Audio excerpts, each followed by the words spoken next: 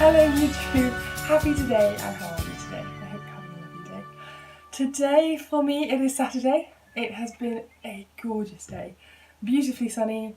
The thunderstorms that were supposed to be turning up, we had about half, mainly over lunchtime. And anyway, it's been wonderful. So, for those of you that are new, which is not this week everybody, because this is episode 2, welcome to the Space for the Butterflies podcast, which is a knitting and crafty things podcast from my corner of the very middle of England, about as far away from the sea as it's possible to get. My name is Carrie. You can find me on Ravelry and Instagram as Carrie May, and my blog is at Space for the Butterflies. So welcome. Particularly, welcome back to anybody that watched episode 1. I was amazed. It's had, I think, 56 views, not all of which were my dad or my sister or my husband, which is amazing. So yes, thank you very much. I really appreciate anybody taking the time to come and listen to me talk all things wonderful and mostly knitting. So, starting off this week, what I am wearing. This is actually probably the last time I'm going to wear this. I've gone digging back in the archives for this one. The yarn is Kauni Effektgarn in rainbow colourway. The jumper was just generally called the Kauni jumper, I think. It's the one that quite a few years ago Stephanie Pearl McPhee knitted one and essentially made it famous. And yes, I jumped on the bandwagon, I saw it, I thought it's all, I mean look at it, it's all rainbows and colourful and everything I love. So I sent off to Germany for the yarn. Thank you, husband, who took a GCSE in German. That was very helpful at the time. And knitted it up. And I've loved it and worn it. But it has 2 problems. The first is that I knit this before I had children. And anybody who has had children will appreciate that your body undergoes a certain number of physical changes. And it now doesn't really fit me across the bust. And the other is that, alas, our evil friends. I think you can probably see some bits of the cuff are not quite there. Now, if it was just the cuffs, it's knit top down. If it was just the cuffs, I could unravel them, and re-knit them, and that will be fine. But you can probably, don't know whether you can see it actually. I have stand up slightly. There's a very large bit of a hole there. There's a hole in the back here. There are holes here, there, and everywhere. It's obviously very tasty if your arm off. Which is a shame. I'm going to take it off because it's actually very warm today and I don't really need to be wearing a jumper. It's still beautiful, so I'm wondering what I should do with it. And if you look at the expanse of the back, there's a lot of knitting in there. I don't really want to just, chuck it on the compost heap, even if that is supposed to be good for compost heaps. So I was wondering about maybe taking the back and folding it, or taking the body of it and folding it in half. And I mean, it was steeked in the first place. This was my first major steek. So maybe cut it up a bit. Something like that. Turn it into a cushion. It'd be a nice colourful cushion, wouldn't it? So yes, if you have any clever ideas, darning it is probably a bit beyond me, to be honest. If it fitted me, and I still really wanted to wear it every single day, I would probably put the effort in to do the darning. Because it doesn't fit me, I think my efforts are probably better spent in knitting something that does fit me and suits me now. I'd still wear this if it was, fitted me and didn't have holes in. I still love it. It's soft and warm. For anyone who's curious about Kauni Effektgarn, it's got a bit of a tooth to it. It's definitely what I call a sort of colourwork wool. It's not the softest merino you've ever laid your head on. It's not fluffy clouds of wonder kind of soft. But this has obviously been washed a few times, and it gets softer every time you wash it. I don't find it itchy to wear. I've worn it plenty of times without long sleeves underneath. So there's that.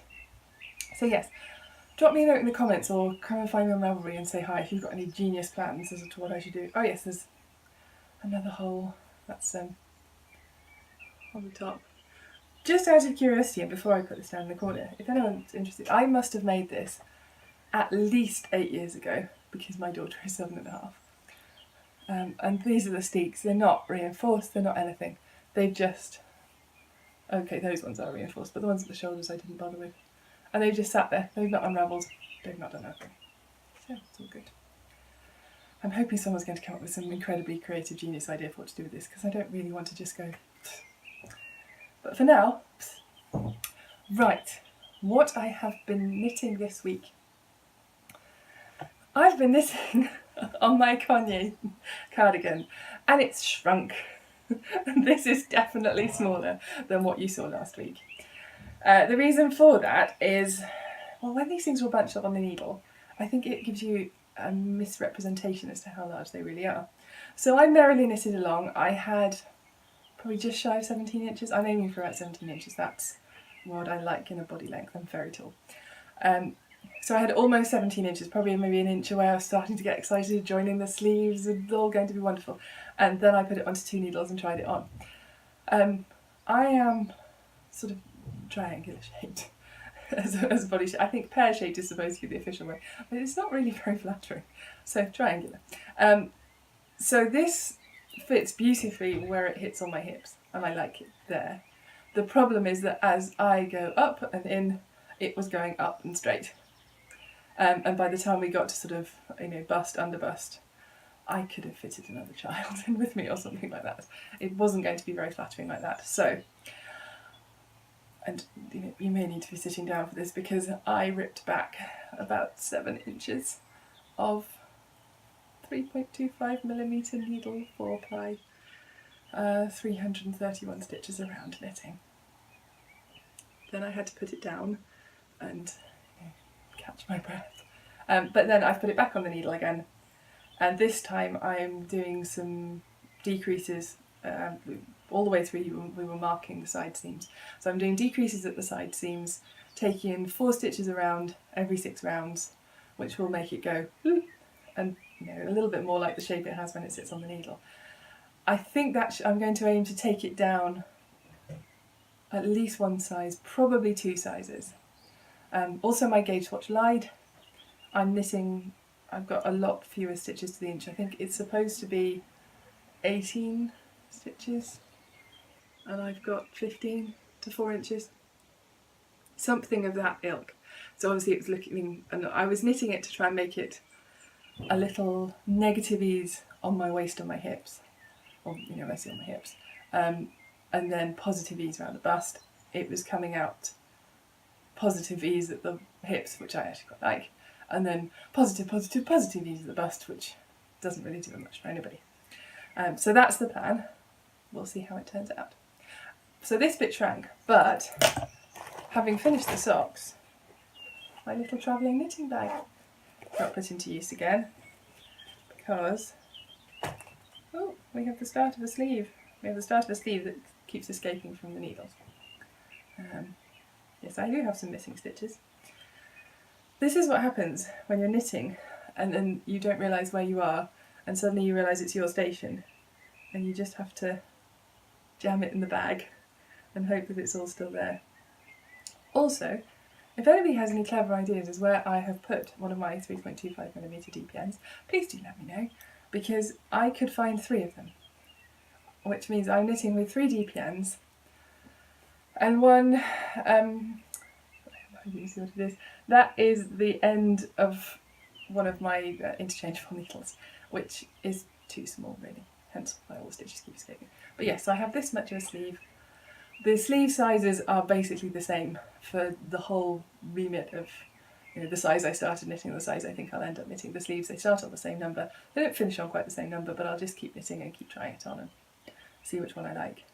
But I love how the colours are. You get a slightly deeper cuff and colour contrast. I love how these are looking. So this is, I should have said at the beginning again, this is Kate Davies' Coinneach, something like that, cardigan. I'm knitting it as a cardigan. The jumper versions that people are producing are really gorgeous, so if you like jumpers, don't write it off. And it's part of the West Highland Way. If you are interested in the West Highland Way, the book came out yesterday in my current time, so Friday, and my copy of it, I've had the dispatch notice and I can't wait to see it in person. Obviously I've seen the pictures and the stories all the way through and absolutely love them, but I can't wait to actually hold it. Right, also this week I haven't really been knitting anything else because work got a little bit crazy. It happens from time to time. So I had train knitting and home backwards knitting.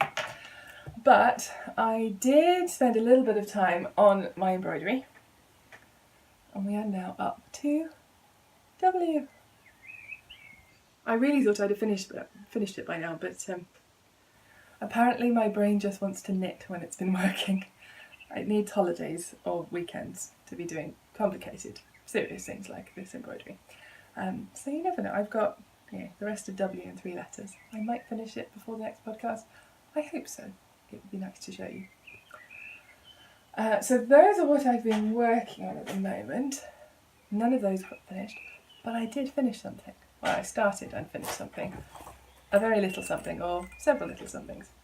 So I'm keeping them in. This is what I'm keeping my scissors and sort of general knitting notions in at the moment to stop the children running off. And basically, after I finished work one evening, I've pulled out my jewellery making kit. I don't make a lot of jewellery, but I dabbled in it in an era of pre-children when I still had disposable income. So I've still got various bits of kit, and I quite like making stitch markers. I don't wear very much jewellery on a day-to-day basis. I wear my wedding ring, and that's about it. Just years of being with small children, I found they pull on stuff and all the rest of it. I have pretty things for beautification, for big nights out and all the rest of it, but on a day-to-day basis, I wear my wedding ring. So I looked in the jewellery box, and the first thing I found were these. Oh, focus, focus, focus. Focus, focus. There we are. I think that's vaguely in focus. Anyway, I made these as dangly earrings, but I don't wear dangly earrings. So I took them off the earring hooks and put them on to be stitch markers. Focus. There we are. So now I have 2 little stitch markers that look like this, that once were earrings, and now I'll use them. And then, because I started on the beading and the stitch markering, I found some more beads and had a little bit of a play. I basically make stitch markers by taking a pin, so it's like a long straight bit of wire with a little blob on the end to stop things falling off. It's the kind of thing that people use to make dangly earrings. You thread all the beads on and then you tie it onto the earring hook that goes through your ear. And I just wind it onto a jump ring and use those as my stitch markers. So I made myself another little set. So I found I had these 4 little heart-shaped glass beads. I'm going to hold them all up at once. Here we are. I hope that's in focus. So I've got 2 of the turquoise ones and then 2 of the blue ones. Come on. My camera's not... I'm recording this on my phone, it's not great. So each one of them... Let me put this down. So each one of them has got a little silver spacer at the bottom, then the bead, then another spacer, then a red bead, then a tiny spacer. And then it's I've got it on the top. There we go. So I thought they'd be really useful for things like Coinneach, where I need 2 markers A and 2 markers B. So I need to have markers either side of the steek and then markers on the sides. So at some point I'll put those on.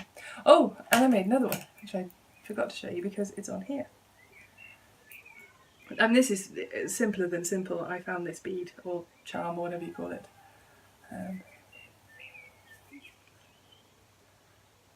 There we are, one little seahorse. I don't feel like that's focusing.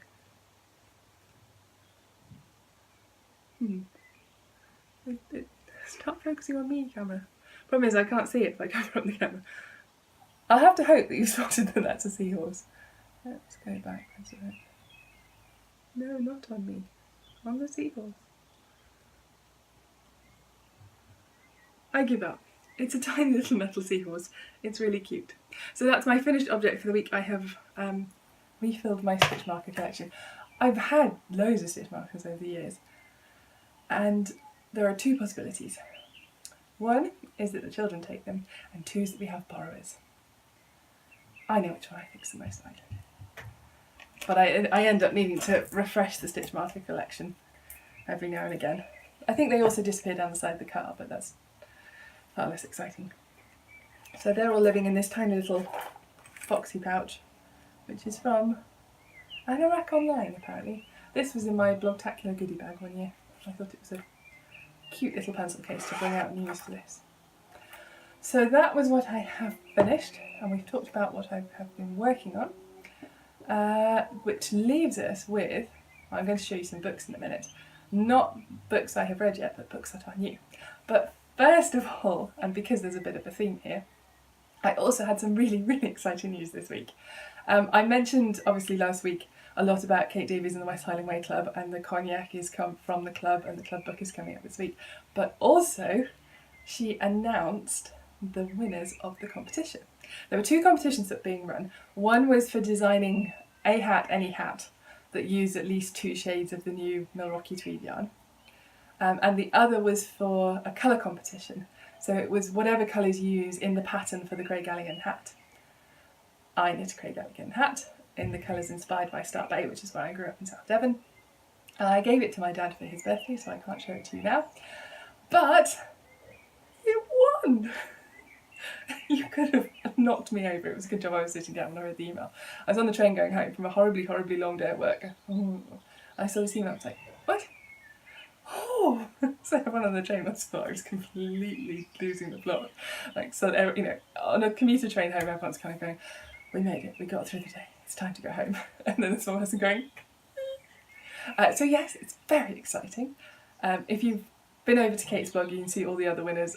The hat designs are incredible. She's going to publish a hat book later on this year with some of the hat designs from people in the competition. The other two, there were 3 winners in the colour competition, of which I was one, and the other 2 are just gorgeous.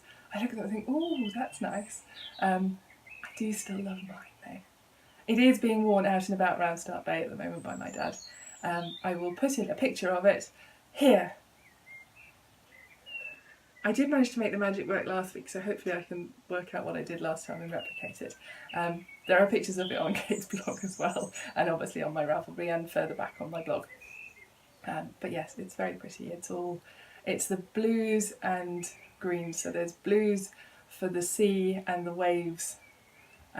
2 different colours so the dark blue is Locken, the teal blue is Ard Louis, the lighter blue is Smear or Smur. Got to say with its proper Scottish accent, and that I used as kind of a neutral, so it balances it out as like the wave tops, white horses on the bay, and then green for the bracken and red because we have pink mud down in Devon, very tin heavy soil, so we get pink mud. So there we are. That's my head. So yes, I was just astonished to him and very, very honoured. There were some incredible things in the competition. If you want to see the entries in the competition, the Ravelry group has got an entire thread of the people who were competing, and just everyone's colour theory and colour choices. I saw so many that I went, oh, I could have done that, but I didn't, and I did mine, and yay. So yes, the theme is because club discount. I had to do a little bit of shopping before the end of the club discount. So I haven't actually read these books yet, but I'm very much looking forward to it. This is basically filling up my library with Kate Davies books. So the first one I have to read is Colours of Shetland, which is one of her early books, I think. I think this is a reissue. It's one of the ones I looked at when I was at Yarndale last year and thought I really, really like that, but I ended up buying Inspired by Alicia instead. But Colours of Shetland has just got some quick flick. Obviously the photography is just gorgeous. The patterns are lovely. I can't wait to have a look and a good read and sort of a virtual knit. Does anyone else do that, where you kind of virtually knit stuff in your head? So you look through a book and you go, oh, I would do that and that colour and that and that and that. And probably about, maybe even a third is probably being a bit generous. Only a third of what I mentally plan to knit actually gets knit, because then I see something else that's new or exciting, or it just, you know, taste change, fashion change was not respite before my needles and my hands can catch up with all my, oh, I do that. So I enjoy the virtual knitting as well as the real knitting. And then the other one is called Shetland, ooh. It is probably not meant to be said, ooh. It's probably, I can't do a Scottish accent. Well, my Scottish accent sounds like I'm from Ross and Cromarty, apparently, which is the wrong bit of Scotland for Shetland, so I'm not even going to try. But it's probably said a lot more Scottish. And this is just all about Shetland. I'm flicking it through for me, because I haven't actually had a proper look at it yet. But these arrived this week, but more more beautiful, pretty pictures and stories of knitting. What more could a girl want? So that is all I have to share with you this week. It was another quickie episode, possibly because I'm still speaking at 1,000,000 miles an hour. I may try to slow down. That may not happen. We're working on it. So I will say have a wonderful, probably 2 weeks. I'm going to try and keep it 2 weekly. Thank you very, very much for watching and sticking with me all the way to the end. I hope you enjoyed it. So please give me a thumbs up or hit the subscribe button or just leave me a comment to say hi. And if there's anything that you'd particularly like me to show on the podcast or talk about, I'm all ears. I don't promise to do it, but I'll certainly listen to the request. So I shall say bye-bye for now and see you in 2 weeks' time. Bye!